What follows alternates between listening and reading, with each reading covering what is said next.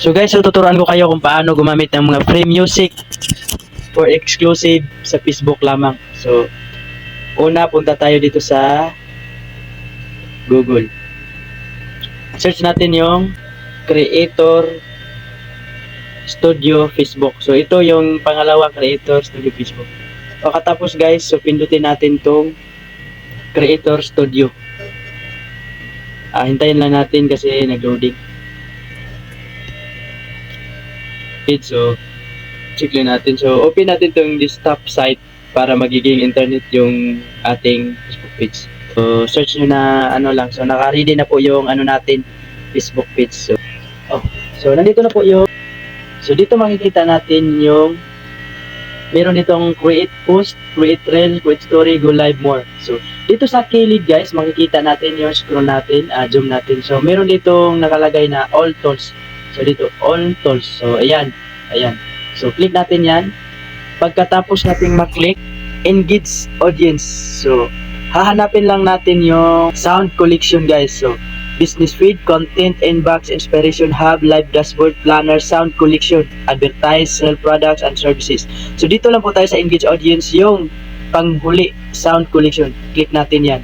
Lalabas yan. So, dito po is sound collection has moved. Welcome to our new location. Browse and discover music and sound effect the same way you always have. You can still add sound collection audio to your content and use it for free across all Meta products. So dito makikita po natin ang kanyang free na mga music na gagawin natin sa content. So kahit ano pang mga music ang ida-download mo or gagamitin mo, so pwede nating i-check. Ayan. Take pop, hip hop, cinematic, Latin, Indian. So, pipili lang po kayo dito sa ibaba guys kung ano po yung nababagay sa mga video niyo. Pagkatapos search niyo lang, meron to search at pagkatapos download niyo.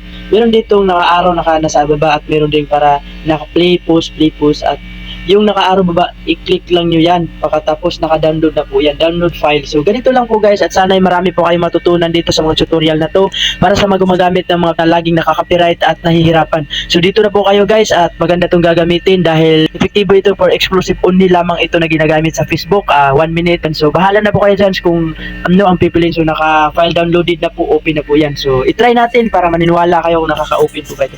Ito marami na po akong na-download sa file ko kasi ito po yung ginagamit ko pang content ko, pang lagay sa content ko. So dito back muna tayo, tapos punta tayo sa file, hanapin natin yung download. Ito yung download natin. So makita we need joy with it.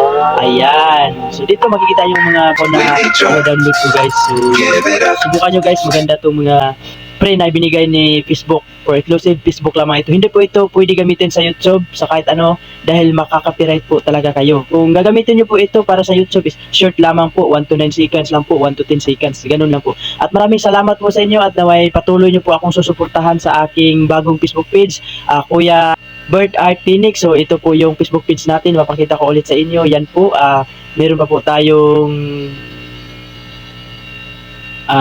60 followers. Salamat po sa pagsusubaybay at naway suportahan nyo po ako palagi sa aking Facebook page. Mahirap man itong gawin at lalong-lalo na po nasira po yung cellphone natin, so makikita po natin dito. At sana po suportahan nyo ako palagi at pakifollow na lang sa aking page at sa YouTube channel ko, Kuya Rosbert TV. Maraming salamat po at God bless po sa inyong lahat.